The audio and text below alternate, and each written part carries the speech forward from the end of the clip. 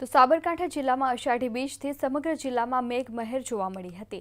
બપોર બાદ જિલ્લામાં સતત છેલ્લા 24 કલાકથી અવિરત વરસાદ પડી રહ્યો છે। ત્યારે હિંમતનગરમાં 16 મીમી, ખેડબ્રહ્મામાં 40 મીમી, પોશીનામાં 5 મીમી, ઈડરમાં 11 મીમી, પ્રાંતિજમાં પણ 11 મીમી અને વડાલીમાં 13 મીમી જેટલો વરસાદ નોંધાયો છે।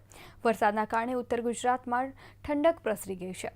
તો આ સાથે જ જિલ્લામાં મેઘમહેર તથા ધરતીપુત્રોમાં આનંદની લાગણી ફેલાઈ ગઈ છે। મહત્વનું છે કે ધરતીપુત્રોએ વાવણી કર્યા બાદ નિયત સમયે વરસાદ પડતા જ હાલ તો ખેડૂતોમાં આનંદની લાગણી ફેલાઈ ગઈ છે।